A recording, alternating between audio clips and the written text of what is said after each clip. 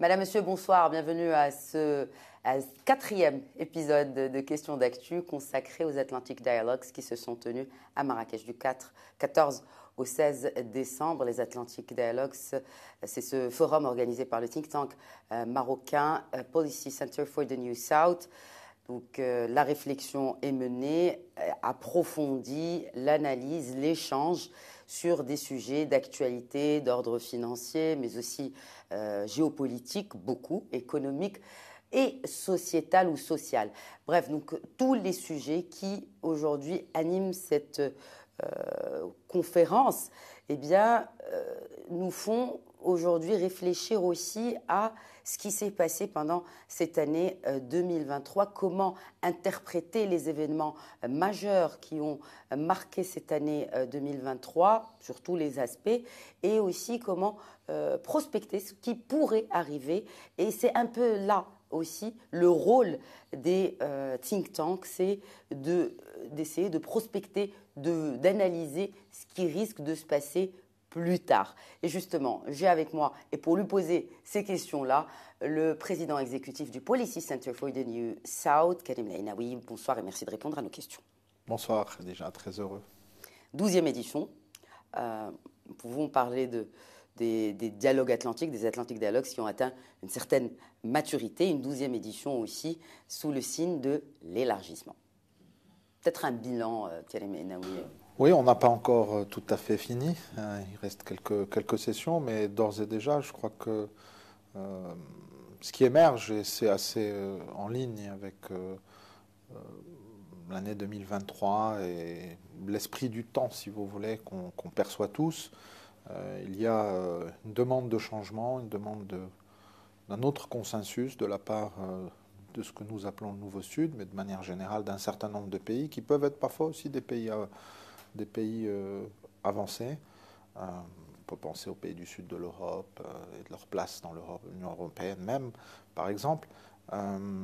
Le sentiment que l'ordre international tel qu'on le connaît, ses règles, sa gouvernance, le multilatéralisme, les institutions financières internationales, enfin tout cet appareil fabriqué depuis la fin de la Deuxième Guerre mondiale ne répond plus nécessairement aux défis, en tout cas aux attentes d'un certain nombre de pays, et ça transparaît des débats qu'on a eus ici, et d'où la volonté de régions de s'organiser, peut-être en complément, peut-être parfois en concurrence, parfois en alternative, ça dépend, on a des configurations différentes selon les continents, mais en tout cas, ce qui ressort, c'est que mon sentiment, c'est que on n'attendra pas, le monde n'attendra pas que ces institutions se réforment fondamentalement, en tout cas. Et donc il y aura des initiatives, peut-être qu'on en parlera un peu, les BRICS par exemple, et ce qu'ils sont en train de devenir, leur évolution récente, en tout cas les intentions affichées sont par exemple une des réponses. L'Atlantique est aussi conceptualisé dans le dernier discours de Sa Majesté, avec sa dimension économique et sa relation avec l'interland africain notamment, peut être aussi vue par cet angle. Des initiatives de solidarité en banque centrale, par exemple en Asie, autour de l'accord qu'on a appelé de Chiang Mai, par exemple, sont aussi des réponses. La New Development Bank, créée par la Chine, en est une autre, et vous pouvez ainsi multiplier. Donc nous, cet Atlantique sur lequel nous travaillons depuis maintenant 12 ans, donc c'est la 12e édition, et qui pour nous, d'ailleurs, la conférence n'est qu'un moment, un moment très important, bien sûr, mais un moment dans ce que nous faisons tout au long de l'année. Nous avons un programme de recherche, nous avons des travaux que nous conduisons en partenariat avec d'autres, nous faisons d'autres événements, nous l'enseignons aussi, puisqu'un certain nombre de nos experts du Policy Center enseignent, et nous avons un module de cours à l'Université Mohamed VI Polytechnique sur l'Atlantique, par exemple, c'est assez unique, l'Atlantique élargi, donc dans sa dimension sud. Donc moi je placerais ces dialogues atlantiques après 12 ans, maturité pour nous, mais aussi donc une vision dès le départ de travailler sur ces questions-là, dans un contexte de mouvement, d'espace qui se crée et de réponses différenciées. À mon sens, vous parliez de comment On pourrait essayer d'imaginer le futur. Je pense que c'est l'un des scénarios, enfin je pense pas moi nécessairement, mais par rapport à ce que je recueille, de ce que nous disent aussi nos experts, que ce sera probablement une réponse à l'absence de réaction, peut-être absence est un peu fort, en tout cas du manque d'enthousiasme des pays avancés, des pays du Nord, aux demandes d'écoute, de transformation des autres pays. Quel est justement le rôle des institutions telles que le Policy Center for the New South? Quel est le rôle des think tanks pour façonner ces politiques publiques, d'abord au niveau des États, et puis par la suite au niveau régional? Est-ce qu'aujourd'hui, on peut parler vraiment d'un impact de ces recherches? Parce que, effectivement, vous l'avez rappelé à très juste titre, les Atlantic Dialogue ne sont qu'un momentum, enfin, qu'un moment dans une continuité de production, oui, de rapports, de recherche. Voilà. Et c'est un rendez-vous, parfaitement. Vous avez plusieurs instruments. En fait. Mais est-ce que cela impacte les politiques publiques? Est-ce que cela impacte le decision-making, Karim Aynam? Je ne peux pas vous dire comme ça, et ce n'est pas comme ça que ça se passe. Rien ne se passe comme ça dans la vie en général. J'appuie sur un bouton peut-être pour allumer l'électricité. Dans le domaine de la physique, on rentre dans cette pièce, on appuie sur un bouton, la lumière s'allume, on déclenche cette caméra, elle se déclenche.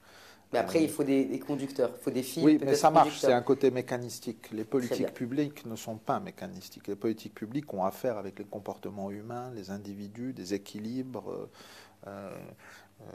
et donc sont très complexes. Dès qu'on a du comportement humain, on a de la complexité.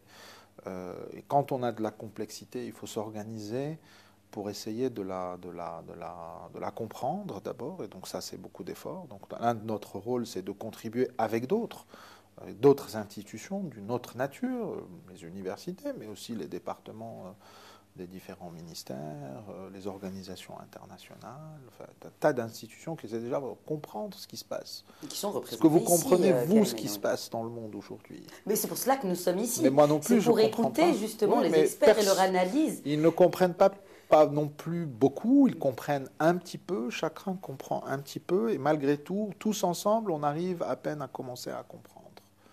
Qui eût dit qu'on aurait eu la crise financière de 2007-2008, le Covid, ce qui se passe aujourd'hui au Moyen-Orient, ce qui se passe en Ukraine? Très complexe à prévoir, et c'est d'ailleurs un peu vain. C'est pas comme ça qu'il faut voir les politiques publiques. Si vous voulez réduire la pauvreté, augmenter l'accès aux ressources, aux services de santé dans un pays, tout ça relève des politiques publiques. Il y a des méthodes. Donc la première méthode, c'est de travailler, de faire de la recherche, d'écouter, de prendre des experts, de faire des simulations, de modéliser, etc. Exactement. Après, il faut convaincre.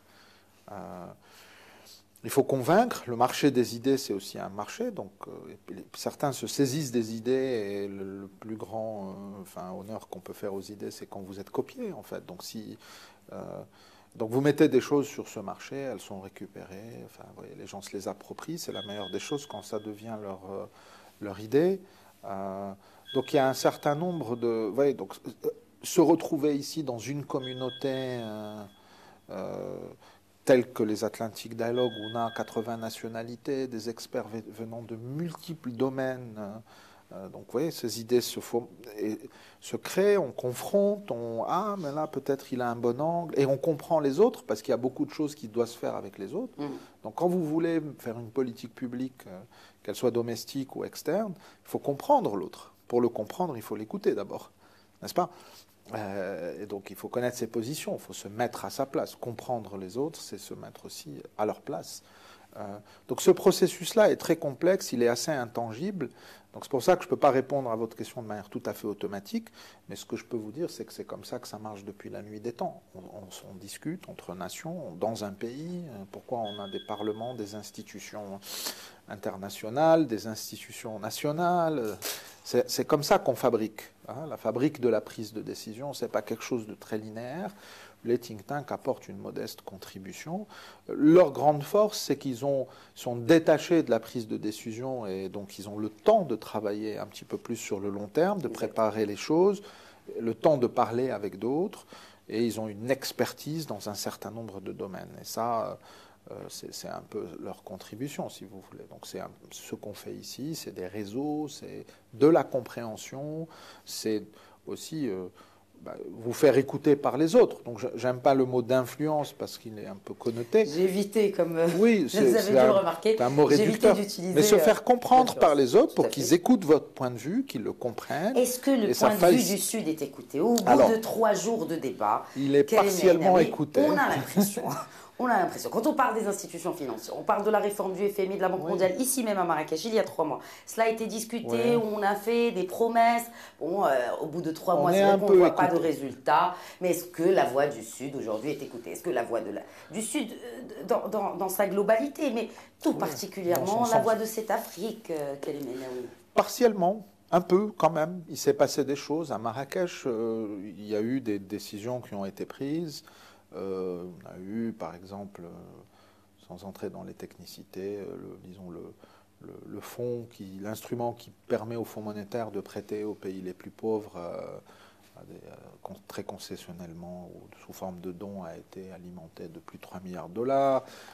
La Banque mondiale a réfléchi sur comment essorer au maximum son capital tout en ne déstabilisant pas le triple A de la banque, de trouver ce qu'on entend, 150 milliards de dollars de plus sur 10 ans, c'est-à-dire donc une quinzaine de milliards de dollars de prêts additionnels, le replenishment, c'est-à-dire le remplissage. Voilà, enfin, c'est pas très beau, mais le remplissage du fonds IDA qui permet de faire des prêts très concessionnels aux pays les plus pauvres est en cours. On devrait peut-être arriver à 80 000. Des choses.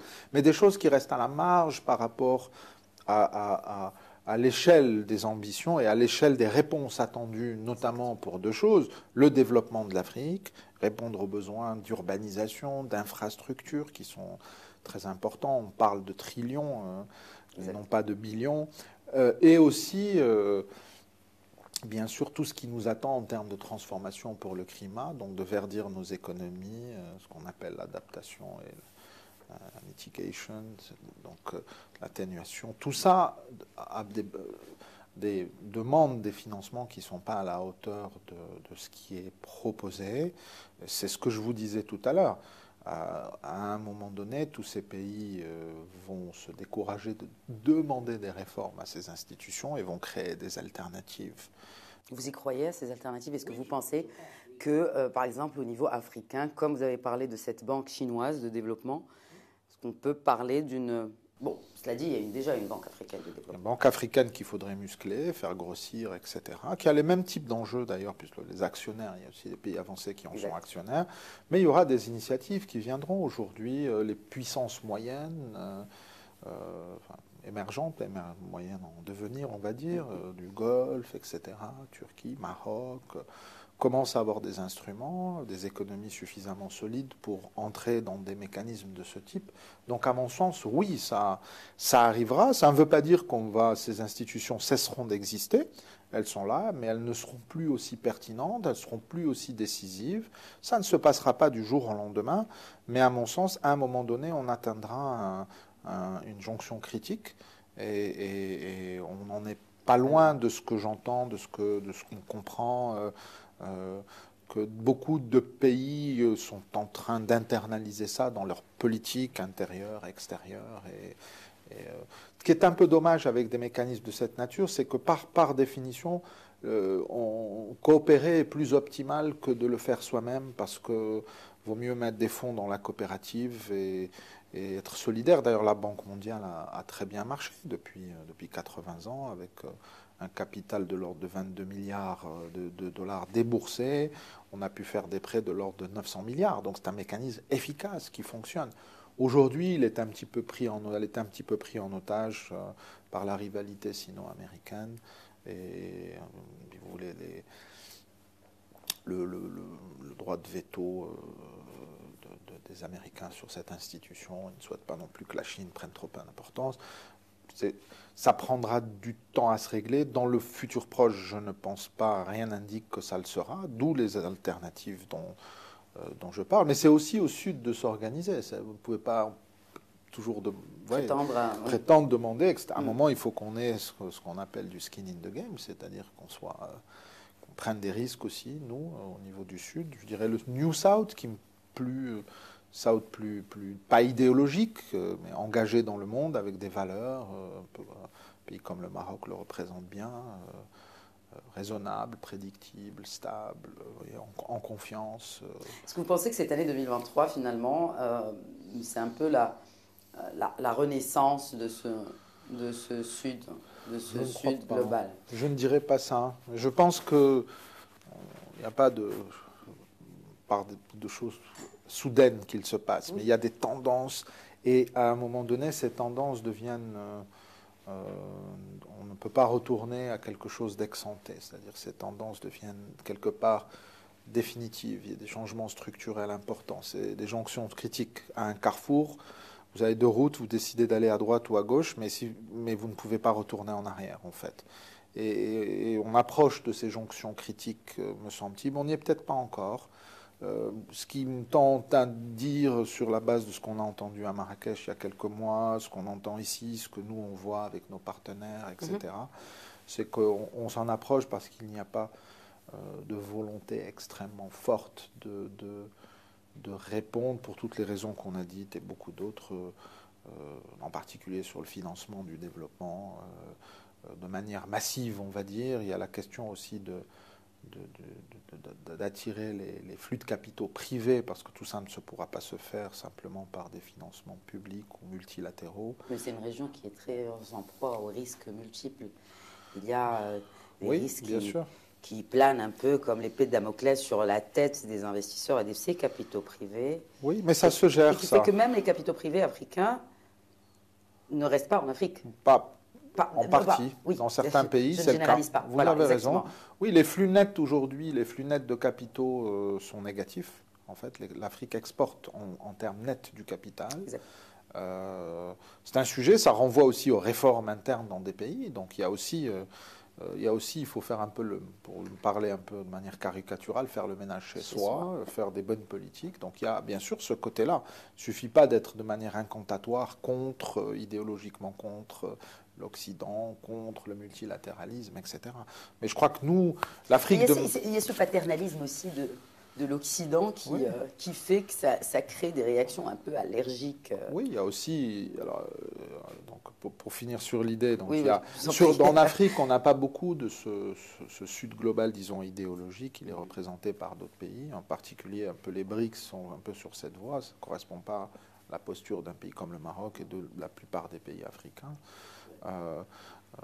Donc se réformer, travailler sur soi-même. Il y a aussi une question presque psychologique dans les relations Nord-Sud. Il y a une psychoanalyse des politiques étrangères à faire un petit peu, ce dont vous parliez, des comportements paternalistes, des comportements qui peuvent être hérités du passé. Donc les personnalités comptent dans ce domaine aussi, donc c'est essentiel. Tout ça n'est pas encore une fois de la physique pure, désincarnée, c'est des humains avec des sentiments, et ça transparaît dans les relations internationales. Donc ce n'est pas peut être expliqué de manière réductrice simplement par les intérêts. Il y a une dimension aussi un peu psychologique à ces choses-là qui ne s'expliquent pas de manière tout à fait avec si vous voulez, des modèles de rationalité parfaite. Voilà, donc pour venir à la première question des think tanks, ça sert à ça. Comprendre cette psychologie, les personnalités. Quand vous rencontrez des gens ici, vous regardez des personnalités. Ils représentent leur pays aussi, avec des vues du monde qui sont particulières au pays. Si vous n'avez pas cette connaissance, vous ne pouvez pas comprendre.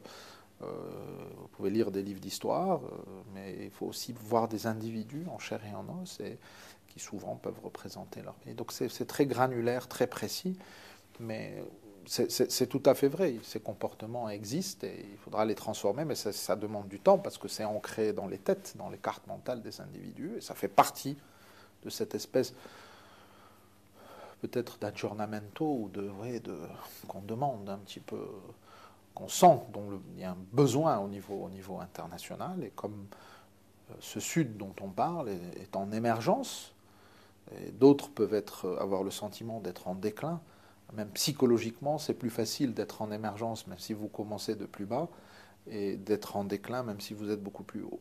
il y a un peu ces dynamiques aussi qui jouent, de l'anxiété aussi qui est générée par ces dynamiques que nous comprenons assez bien. Et donc c'est pour ça que nous, c'est ce qu'on fait aussi au Policy Center, c'est de comprendre ces dynamiques, comprendre pourquoi, avec de la bienveillance quelque part. Je comprends que vous étiez là, vous sentez le sentiment que vous êtes en train de décliner, assiéger des problèmes de migration, problèmes de financement des retraites, pour beaucoup de pays, des montées des extrêmes droits, des défis de la démocratie, des Suds qui vous challenge, des guerres, vous voyez, des dettes, etc. Donc, vous voyez, tout ça, oui.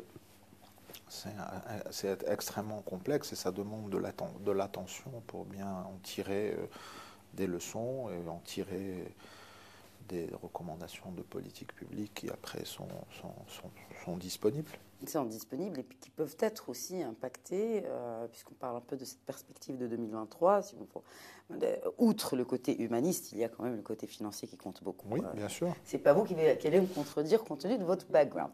Mais en tout cas, on le remarque aujourd'hui, dès que la Fed américaine augmente ses taux d'intérêt, que la BCE suive, par effet domino, voilà, on sent que l'impact est automatique sur le Sud et sur notre continent. Un mécanisme simple, personne ne peut être surpris par ce mécanisme. C'est quand vous vous endettez à taux variable, quand les taux de référence, qui sont ou le marché du dollar ou de l'eurobond, d'ailleurs pour beaucoup de pays africains, soudainement le coût de votre dette augmente, d'abord par les intérêts si c'était des taux variables, ou tout simplement parce que s'accompagne quand les taux remontent sur ces principales devises, c'est que le risque augmente souvent et que les monnaies de ces pays se déprécient. Donc exprimé en devises, la valeur de votre dette augmente, tout simplement. Donc un double mécanisme, une augmentation des taux d'intérêt et un mécanisme par le taux de change, qui va affecter le budget, puisque vous allez devoir exprimer dans votre monnaie nationale ce remboursement pèse plus, et puis à un moment donné, des pays se retrouvent en incapacité de rembourser, parce qu'en général, ça s'accompagne aussi d'un ralentissement économique. Souvent, c'est pro-cyclique, tout ça se passe en même temps, et vous retrouvez pris dans un mécanisme ralentissement économique, dépréciation de la monnaie, augmentation de la valeur de la dette.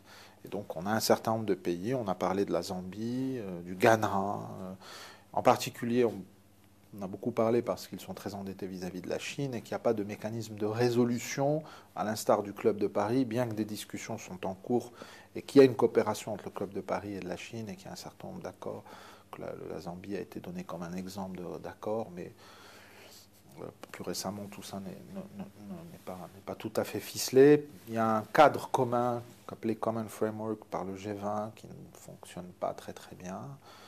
Et donc, les résolutions de dettes sont compliquées parce que quelqu'un doit payer.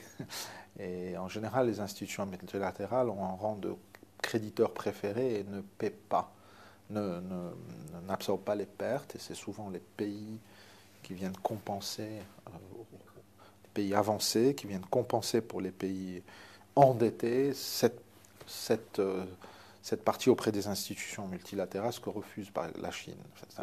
Donc, oui, beaucoup de pays sont en debt distress, qu'on appelle, ou actuellement en cessation de paiement, par exemple. C'était le cas de la Zambie. On a le Ghana qui est sur la liste également, et d'autres, il y a un certain nombre de pays. Ça suppose, qu'on disait tout à l'heure, des réformes. C'est aussi un peu la loi de gravité des marchés, la gravité des marchés, la loi de gravité au sens physique, et de l'économie, en fait. Donc il faut être extrêmement prudent sur votre politique macroéconomique. Il faut faire attention. Je pense qu'à un moment donné, les politiques monétaires étaient trop souples pendant trop longtemps. Ça a créé des bulles financières dans certains pays avancés, et ça a créé une bulle qu'on peut rendre équivalente à une bulle de la dette. Et donc beaucoup de pays africains se sont endettés à des taux élevés, sur les marchés, en particulier de l'eurobond, donc 7%. Si vous dépréciez votre monnaie de 10%, le coût de votre dette, c'est 7 plus 10, c'est 17%. C'est un équivalent, si vous voulez, de 17% de taux d'intérêt. C'est absolument insoutenable. Donc, c'est une leçon 1000 fois apprise et une erreur 1000 fois répétée. Voilà, vous avez aussi l'Argentine, qui est un autre cas. Et donc, évidemment, ça, avec un nouveau président. Ce sera un sujet pour, pour 2024. 24, oui, ce sera un sujet. Vous avez parlé de résolution tout à l'heure, de résolution de conflits et résolution de problématiques financières. Et ça va être vraiment ma dernière question pour vous. Nous sommes à la fin de l'année, c'est généralement la période des résolutions. Ah, oui. Donc, les résolutions, pas de Kélémenaoui, mais en tout cas du Policy Center for the New South, compte tenu de tous les inputs qui ont été bien évidemment enregistrés à travers ces Atlantic Dialogue, à travers toutes les rencontres qui ont été organisées, c'est en 2023, mais les résolutions pour 2024, voilà. En tout cas, nous, c'est un nouveau programme de travail, puisque nous avons un programme de travail triennal, donc, et on vient d'achever ce cycle de 3 ans, et on va finaliser quasiment notre nouveau programme de recherche, de travail en général, pour la période de 24-26. Et donc là, on prend un peu tout ce qu'on a entendu, un certain nombre de choses. Il y a des sujets qui resteront. Ce sujet de la dette dont vous avez parlé est un sujet qui va rester et qui, je pense, prendra une certaine ampleur en Afrique. Il y a le sujet des élections un peu partout dans le monde et en Afrique. Il y a aussi un petit peu de temps qui est passé après les coups d'État, et donc il va falloir montrer une efficacité pour ceux qui ont pris le pouvoir et répondre aux besoins de leur population. Donc c'est un petit moment de vérité qui va probablement donner un certain nombre de conséquences. En tout cas, on verra des choses. Il y a évidemment Ukraine, Moyen-Orient, qui restera dans l'actualité, qui, je pense, qui auront des conséquences importantes et poseront des défis en l'ensemble des décideurs des politiques publiques. L'inflation baisse, on baisse, mais il y aura une inflation résiduelle qui restera élevée et qui posera des défis aux problèmes macroéconomiques. Et bien sûr, donc on en a parlé, des politiques budgétaires. Pour ceux qui sont déjà en stress au niveau de leur dette, et d'autres qui ne le sont pas et qui pourraient y faire face. Donc une année, et j'oublie plein de choses certainement, oui, c'est sûr. mais une année qui sera une année de défis, une année complexe encore une fois, et certainement des surprises auxquelles personne ne pense à ce stade, comme on en a eu dans ce monde très rapide, très fluide, très influent. Je pense que l'intelligence artificielle aura des impacts qui vont devenir de plus en plus tangibles. Et géopolitiques peut-être. Oui, bien sûr, les questions de cybersécurité, mais particulièrement l'infusion de la généralisation de l'intelligence artificielle et ces deux formes, prédictives, générationnelles ou analytiques, dans notre vie quotidienne, vont avoir un impact important, parce que, vu la vitesse de développement, depuis que ChatGPT est sorti, et depuis la course à l'innovation qui se produit en 2024, ça va pénétrer nos vies au quotidien. Pour vous en particulier, journalistes, ça va poser des vrais sujets de fact-checks, de véritables news. À la vérification de l'information. Voilà, est-ce que vous savez que vous parlez vraiment à moi aujourd'hui ou pas? C'est un hologramme peut-être? Si je suis en face de vous, vous le savez. Oui, mesdames, messieurs. Mais à distance, vous ne pourrez pas le savoir nécessairement. Voilà. Ouais, les deepfakes. En tout cas, non, mais ce qui est important aussi, c'est vraiment d'adresser des sujets qui sont bien vrais.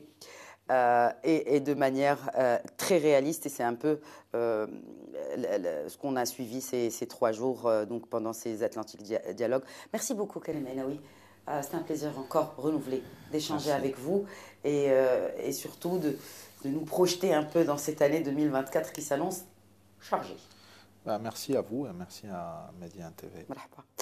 Merci à vous donc, de nous avoir suivis. C'était la première partie de Questions d'Actu. Nous revenons dans quelques instants. Merci de rester avec nous tout de suite.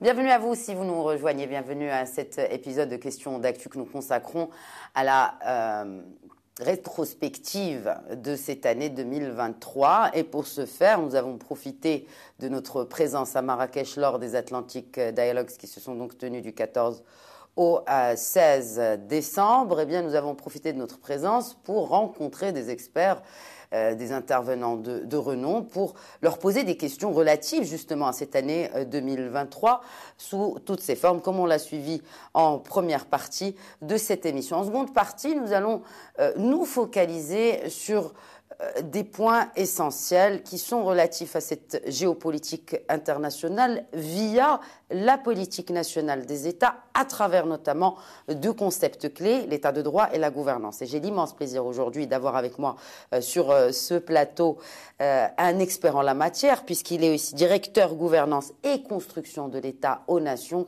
Unies. Il est marocain, Younes Boyoub. Bonsoir et bienvenue. Merci de répondre à nos questions. Merci à vous de m'inviter.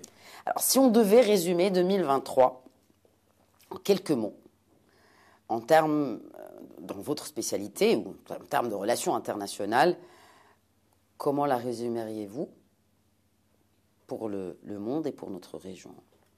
Je pense que je dirais en une seule phrase, c'est un peu l'année de tous les dangers. Comme disait le philosophe italien Gramsci, lorsque le vieux monde se meurt et le nouveau monde tarde à venir, entre cet intervalle, il y a des monstres qui surgissent et je pense qu'on est plein dedans maintenant. Nous sommes dedans et ce nouveau monde, à quoi ressemblerait-il? Est-ce que l'ancien monde, est-ce que c'est la fin du multilatéralisme? Est-ce que c'est le renouveau du nationalisme? Est-ce que justement cette renaissance, cette naissance d'un nouveau monde, elle ne nous rappellerait pas finalement une histoire qui se répète? Enfin, je ne pense pas que l'histoire se répète. Si on devait aussi paraphraser quelqu'un de renom, Marx, qui disait que l'histoire se répète deux fois. La première fois en tant que tragédie, la deuxième en tant que farce. Alors je ne sais pas si on est en pleine farce en ce moment ou pas, mais ce qui me semble être assez évident de plus en plus, c'est que le monde qu'on connaît, le monde d'après 1945, est en train de changer. Le multilatéralisme est en crise, c'est clair. Le système de gouvernance internationale a failli aux yeux de beaucoup de gens dans le monde. Qu'est-ce que vous appelez par système de gouvernance internationale? C'est-à-dire toutes les institutions qui ont été créées après la Deuxième Guerre mondiale. C'est-à-dire le système de Bretton Woods, le système financier, le FMI, la Banque mondiale, les Nations Unies et tout ce qui... Après les Nations Unies, bon, vous en faites partie, mais on parle de la réforme des Nations Unies. Ce n'est pas de cette année 2023. Cette réforme, on en parle depuis déjà 2 décennies, depuis le début du XXIe siècle.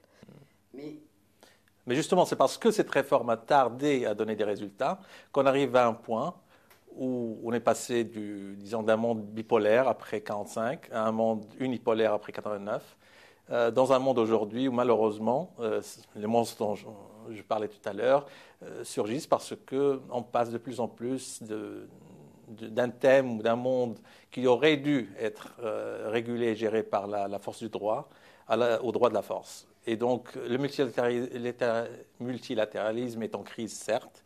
Il n'est peut-être pas de présent, mais moi, je suis certain qu'il a de l'avenir. Donc, ce monde qu'on doit créer, c'est à nous tous de le créer, les grands États et les petits.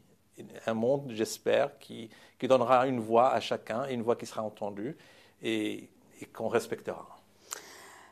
Alors, dans ce que vous avez dit, il y a 2-3 points qui m'ont interpellé. Je vais laisser de côté les questions que j'ai préparées, mais je vais vous interpeller justement sur ce nouveau monde, sur l'après 89. Est-ce que c'est la fin aujourd'hui de l'hégémonie de l'Occident? Bon, ça fait un moment déjà que les philosophes, les historiens parlent de la fin de l'Occident. De la gouvernance occidentale. Je me reprends. Disons, ok. À l'occidentale. À l'occidentale. Je pense que une forme de gestion du monde postcoloniale est en train d'arriver à son terme. Lorsque le système international a été créé, la majorité des États qui sont membres aujourd'hui n'étaient pas des États indépendants. Les pays africains, les pays d'Asie, en 1945, il y en a beaucoup qui étaient encore sous le joug colonial.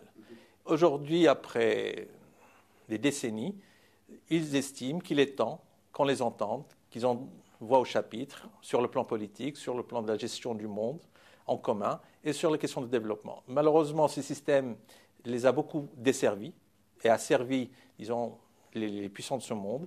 Il est temps que ça change et je pense que ces États-là, qu'on appelle pays en voie de développement, qu'avant on appelait les pays du tiers-monde, aujourd'hui on parle du Grand Sud, veulent qu'on entende leur voix et je pense qu'il est temps qu'on le fasse. Qu'est-ce qu'il faut pour qu'on le fasse? Parlons concret, Younes Abou Diop. De manière très concrète, par exemple, vous avez parlé de la réforme des Nations Unies. Il est temps qu'on réforme les Nations Unies. Sinon, on arrivera à un point où peut-être les Nations Unies subiront le même sort que la Ligue des Nations. Et donc on passera... Une implosion de l'intérieur, vous voulez dire, ou en fait, est-ce que finalement, on le sent aussi aujourd'hui, on a l'impression que même si avec les voix qui sont puissantes au sein, enfin qui font, excusez l'expression, la loi un peu dans ce Conseil de sécurité nommément, on a l'impression que cette ONU, ces Nations Unies sont inaudibles.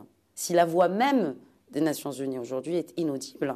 En fin de compte, ce qu'on appelle les Nations Unies, ce n'est pas une institution supranationale, qu'on soit bien d'accord. C'est une association d'États. Et les Nations Unies, en fin de compte, aujourd'hui comme hier, ne sont que le reflet des pouvoirs dans le monde. Donc celui qui détient, ou ceux qui détiennent le pouvoir de manière très réaliste et concrète dans le monde, c'est eux qui détiennent aussi au sein des institutions internationales.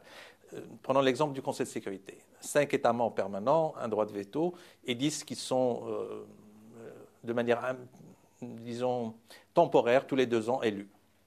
Or, leur voix n'est pas entendue de la même manière que les 5 puissants. Et le pire dans le système international, c'est que seules les décisions du Conseil de sécurité sont juridiquement contraignantes. Contraignantes, oui. Alors que l'Assemblée générale, qui normalement regroupe la majorité des États du monde, 193 États, ce sont des résolutions qui ressemblent de plus en plus à des recommandations. Et donc, ce problème-là doit être réglé une fois pour toutes. C'est un problème au sein du Conseil, parce que déjà de plus en plus, le Conseil n'est plus d'accord sur quoi que ce soit, et ce qui fait que le Conseil est devenu aujourd'hui non seulement inaudible, mais complètement paralysé. Est-ce qu'on n'a pas un Conseil de sécurité bipolaire aujourd'hui? Est-ce qu'il n'y a pas une bipolarité dans le Conseil de sécurité qui est revenue un peu? Mais pas idéologique. C'est ça la différence. Parce qu'avant, qu'est-ce qui vous fait dire cela? Par exemple, la Russie n'est pas l'Union soviétique et la Chine n'est pas du tout l'État communiste qui était avant. Disons, c'est un retour des nationalismes. Oui, mais les alliances restent les mêmes. Absolument, absolument. Les alliances c'est un conseil qui est divisé. Historiquement idéologiques sont toujours les mêmes, mais elles ont aujourd'hui emprunté la voie économique, peut-être. Économique et nationaliste. Et les nationalistes, tout à fait, oui. Et n'oublions pas que la Chine a toujours été le rival de l'Union soviétique aussi, hein, même s'ils étaient du camp communiste.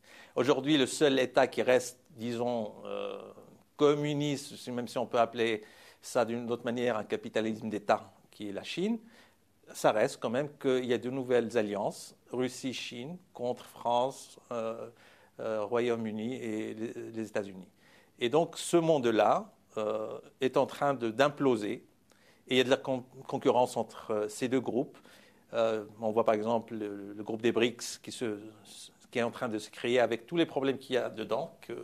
Comment cela fait-il? Justement, pourquoi la mayonnaise prend chez les BRICS quand on sait que l'Inde et la Chine sont les voisins qui se détestent, entre guillemets, je mets l'expression, ou en tout cas il y a de fortes tensions, notamment à cette frontière indo-chinoise, mais la Chine et la Russie, vous l'avez évoqué, mais on sent quand même que ça prend, et non seulement ça prend, ça séduit, il y a l'élargissement, parce que puisqu'on parle de rétrospective de cette année 2023, il y a l'élargissement, 6 autres pays et d'autres encore en liste d'attente pour rejoindre ces BRICS, alors que rien ne les réunit. Ce n'est pas l'Union européenne, ce ne sont pas les pays de l'ASEAN, bref, ce sont plusieurs pays, peut-être du Sud global, dont les idéologies sont peut-être différentes plus ou moins, un peu à gauche quand même, mais qui fait que, eh bien, ils ont un poids malgré leurs divergences. Certes, je vous le concède, il y a des divergences au sein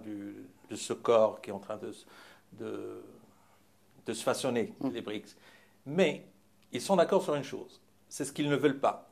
C'est ce monde qui est dirigé par un grand pays ou 2 ou 3 grandes puissances. C'est ce monde-là dont ils ne veulent pas. C'est ce monde dont je parlais justement tout à l'heure, c'est qu'on a hérité d'après 1945, les grands pays qui ont gagné la Deuxième Guerre mondiale. Ce monde-là, pour eux, doit changer. L'Inde s'estime être le pays le plus grand. Peuplé déjà? Oui. D'ailleurs, cette année 2023 a signé. En fait, oui, ils ont dépassé la Chine. L'Inde a dépassé la Chine en termes de démographie. Bon, l'Inde aime à rappeler au monde que c'est la plus grande démocratie au monde. Je veux dire démocratie dans le sens électoral. Hein, bien 2024, sûr. Les élections, bientôt. Très très bientôt. c'est une montée du nationalisme en Inde et c'est aussi une volonté de puissance. Pour paraphraser Nietzsche, ces pays-là se sentent lésés par un système qui les a dominés avant, dans l'époque coloniale, et qui a continué à les dominer dans l'époque postcoloniale. Aujourd'hui, c'est un peu les révoltes des pays en voie de développement.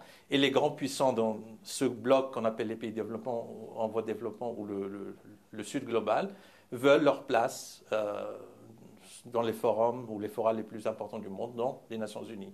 Par exemple, l'Inde, aujourd'hui, aimerait bien avoir un siège permanent au Conseil de sécurité. La question des vétos reste problématique. Le Brésil aussi. Bien sûr, le Brésil. D'autres pays d'Afrique voudraient bien ça.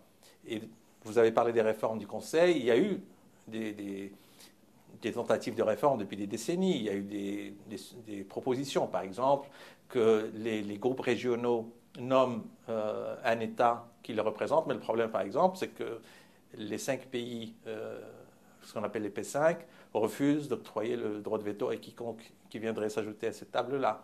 Et aussi, ces pays-là veulent, surtout les 3 pays occidentaux, veulent aussi avoir un droit de veto sur quel pays serait nommé par ces groupes régionaux. On ne s'en sort pas, en fait. Absolument pas.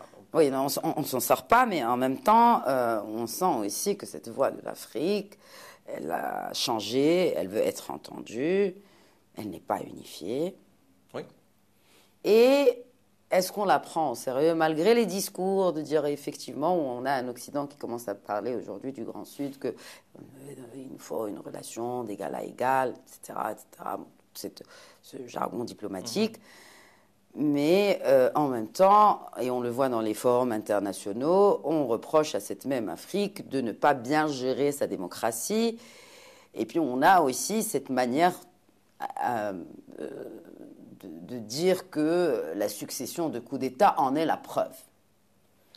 En fait, je ne dirais pas que c'est la preuve. Parce que 2023 aussi, c'est un peu l'année, la continuité de 2022-2023. Ce sont les coups d'État en Afrique, dans les pays africains. Il faudrait quand même repenser les coups d'État, parce que les coups d'État, ou bien on les voit comme la cause du problème, ou le symptôme d'un problème.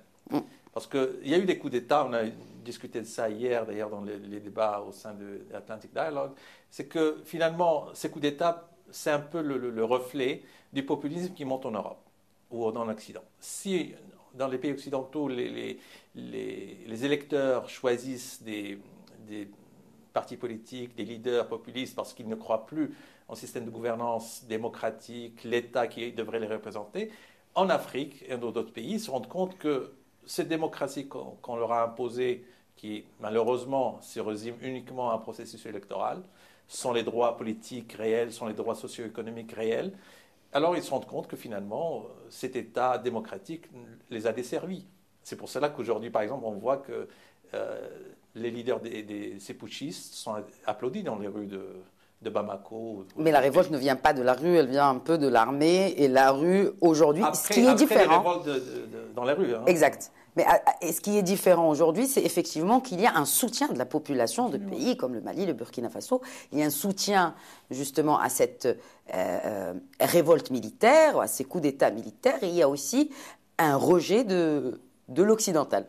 Absolument, parce que l'occidental, finalement, est venu la première fois lorsqu'on a eu, disons, une sorte d'affrontement entre ces pays d'Afrique et la rencontre avec les pays d'Occident, c'était la rencontre coloniale. Et donc, déjà, le concept d'État, et surtout État-nation, État moderne, a été reçu ou imposé par le joug colonial à des populations qui ne l'ont pas vu naître de manière organique. Donc, l'État moderne dans ces pays, dans leur genèse, c'est un peu un État qui est venu avec les canons et les militaires occidentaux. Mm-hmm. Alors, on passe après les années 60 à l'indépendance. Le postcolonial, malheureusement, a hérité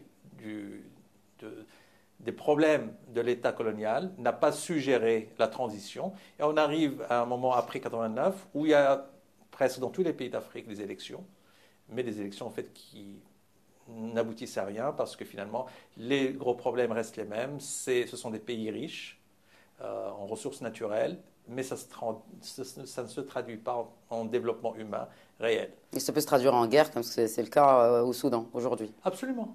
Parce que c'est l'État en faillite. J'aime pas utiliser ce mot l'État failli parce que ça a une connotation géopolitique particulière, mais malheureusement, cet État n'a pas répondu aux aspirations des populations. Et donc, malheureusement, on revient au même problème, ces symptômes dont je parlais tout à l'heure, c'est que les soldats qui devraient normalement préserver l'État constitutionnel et préserver les frontières de ces pays-là se mêlent de plus en plus de politique et certains diraient qu'ils ont raison parce que finalement l'État civil n'a pas fait preuve de succès ou de progrès pour les populations après tant de décennies. Parce qu'ils se voient comme une alternative. Alors, justement, est-ce que cela veut dire que nous sommes en train, en tant que pays africain, de créer une nouvelle forme de gouvernance? Vous qui êtes spécialiste en la matière. Je pense que, je ne sais pas si on est en train de créer une nouvelle forme de gouvernance. Peut-être qu'on devrait repenser le système d'État, l'État central jacobin français qui a été imposé au moins dans les pays des colonies françaises, et voir, nous avons eu, avant l'époque coloniale, d'autres façons de gérer ces populations, d'autres systèmes étatiques, d'autres systèmes administratifs. Peut-être qu'il va falloir puiser dans ces ressources historiques et traditionnelles d'autres formes alliées à ce qui est bien dans le système de gouvernance de l'État moderne et créer quelque chose de nouveau qui ressemble plus aux spécificités de ces populations, de ces peuples-là. Copier pour copier, sans prendre en considération le contexte historique, social et politique de ces pays-là, à mon avis, a démontré ses limites. Et donc, il va falloir laisser l'espace à ces populations, avec leurs élites, de repenser l'État, de repenser le système de gouvernance et voir comment on peut gérer de manière pacifique, de préférence, ces problèmes-là sur le plan national et le plan régional et arrêter avec les interventions malheureusement souvent musclées parce qu'en fin de compte, le prisme... Et les interventions étrangères. Oui, c'est surtout de cela dont je parlais parce que les interventions étrangères malheureusement en Afrique et ailleurs ont toujours été à travers le prisme de la sécurité. Et alors on est en droit de se poser la question, la sécurité de qui? Et lorsqu'on parle de stabilité, stabilité de quoi? Des entreprises peut-être? Ou d'un système, d'un statu quo qui a servi les maîtres du monde et qui a desservi les populations qui détiennent ces ressources naturelles. Et donc peut-être que finalement, cette stabilité qui, à mon avis, est devenue une stagnation sur le plan de développement et de la croissance économique et sociale, et qui a créé des misères plus qu'autre chose, il va falloir peut-être repenser ça. Je ne veux pas dire par là qu'il va falloir passer nécessairement par des bains de sang, des coups d'État sanglants, mais il va falloir que ce statu quo change. 2023 aussi, c'est la guerre en Ukraine, deuxième année de cette guerre en Ukraine. Il y a eu cette contre-offensive, un appui solide de l'Occident, principalement des États-Unis, et de l'Europe, de l'Union européenne. Mais voilà, vers la fin, il y a eu les massacres à Gaza, nouvelle guerre, où bien évidemment les États-Unis d'Amérique sont très impliqués. Ne peut pas être sur tous les fronts, littéralement. Est-ce que vous pensez que cette guerre pourrait prendre, et avec cette initiative du Conseil de l'Europe d'introduire, en tout cas d'ouvrir la porte à l'Ukraine pour rentrer dans cette UE, est-ce que tout cela n'est pas un signe annonciateur d'un changement majeur dans cette guerre en Ukraine? En fait, c'est un signe annonciateur d'un changement, pas seulement en Europe, c'est un changement d'un système dont on parlait tout à l'heure. C'est un système qui se meurt. Et c'est ce qui se passe en Russie et en Ukraine n'est que le symptôme de ce problème-là. Comme la guerre à Gaza n'a pas commencé le 7 octobre, le problème ukrainien n'a pas commencé lorsque la Russie a envahi l'Ukraine. Je sais très bien que c'est un débat qui reflète des passions et souvent on n'a pas la tête froide lorsqu'on parle de ces deux problèmes. N'oublions pas qu'en 1989, lorsqu'il y a eu le glasnost, la perestroïka avec Gorbatchev, il était normalement prévu qu'on passe à un monde où il n'y a plus de guerre froide. C'est pour ça que je disais la bipolarité tout à l'heure. Donc, on a mal géré l'après-guerre froide. Des promesses ont été données qui n'ont pas été tenues. Par exemple, je sais très bien, et je pense qu'il va falloir rappeler à vos auditeurs que la Russie, après l'Union soviétique, a quand même demandé à ce qu'elle fasse partie d'un nouveau système de sécurité européen, que l'OTAN soit dissolu. Malheureusement, les pays occidentaux ont refusé. Puis la deuxième suggestion des Russes, c'était de rejoindre l'OTAN. On leur a refusé ça également. Et la troisième, la troisième option, et malheureusement ça n'était pas écrit noir sur blanc, c'était juste des promesses verbales, c'est que l'OTAN n'allait pas, disons, rajouter de plus en plus des pays de l'ancienne Union soviétique et se rapprocher de plus en plus des frontières russes. Et malheureusement, à partir des années 90, surtout sous l'époque de l'administration démocratique de Clinton, on a fait exactement le contraire. Et les grands hommes politiques américains l'ont dit avec honnêteté. James Baker l'a dit, George Kennan l'a dit. Et malheureusement, donc, on a poussé un peu la Russie à se défendre. Voilà. Je sais que ce n'est pas toujours C'est le minimum que l'on puisse dire, parce qu'en effet, nous avons traité de la question tout au long de cette année 2023 dans le cadre de questions d'actu sur Média TV. Et effectivement, ce que vous dites là, bien sûr, est une opinion qui se défend. Mais force est de constater quand même qu'aujourd'hui, nous nous retrouvons devant un deux poids, deux mesures. Parce qu'avec ce qui se passe à Gaza, on a une Union européenne qui ne s'est pas manifestée, à part bien sûr les manifestations de l'opinion publique européenne, s'est pas manifestée pour faire entendre sa voix sur la scène internationale pour arrêter les massacres. Est-ce que ça veut dire que dans cette reconfiguration, est-ce que la voix de l'Europe aujourd'hui, j'ai déjà posé la question à plusieurs intervenants qui participent à ces Atlantic Dialogue, mais du côté justement, de l'autre côté de la Méditerranée, j'aimerais bien vous interpeller là-dessus. Est-ce que la voix de l'Europe aujourd'hui, elle compte vraiment sur l'échiquier mondial de la géopolitique? Je vais vous répondre sans langue de bois, de manière très franche, et c'est une opinion qui n'engage que moi. Je pense que l'Occident politique, je ne parle pas des peuples, je parle de la classe politique, la classe politique, a été consistante dans l'inconsistance, dans l'incohérence. C'est qu'on traite les sujets, les questions des valeurs qui devraient s'imposer à tout le monde, ce sont des valeurs universelles. La justice est une valeur universelle. Il n'y a pas une justice ici qui serait différente d'ailleurs. Le droit à la vie, absolument, déjà. Absolument. Et donc, la question palestinienne a toujours été, disons, la pierre d'achoppement dans tout ça. Et de plus en plus, à chaque fois qu'il y a des crises, à chaque fois que les Palestiniens demandent leurs droits et qu'on leur refuse ou qu'on les a introduits dans une série de négociations sans fin, on a fini par des négociations pour des négociations qui ont abouti à encore plus de misère, plus d'annexation de territoire.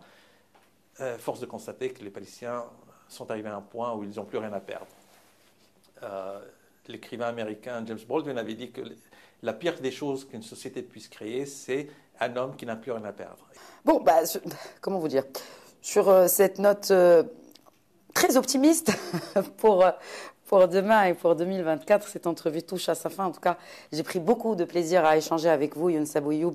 Je rappelle que vous êtes directeur de la gouvernance et de la construction de l'État aux Nations Unies. Et je nous souhaite une année 2024 sous de meilleurs auspices, parce que vraiment 2023 était très difficile pour tout le monde. Absolument, absolument, je suis d'accord avec vous. Merci encore de m'avoir invité. Mais je n'aimerais pas qu'on finisse sur une note de désespoir. Je voudrais rappeler encore une fois qu'il va falloir qu'on garde, disons, le pessimisme de la raison. Là, je paraphrase Gramsci. De voir le monde comme il est. Ne pas se tromper sur les vrais problèmes du monde. Mais il faut absolument garder l'optimisme de la volonté pour pouvoir le changer en mieux. Et en paix. Absolument. Merci beaucoup. Merci à vous. Merci de nous avoir suivis. Voilà, c'était cet épisode spécial de Questions d'actu. Nous faisons un peu la rétrospective de cette année 2023 et aussi un peu de prospective pour 2024. Merci pour votre fidélité à cette émission. Très bonne soirée.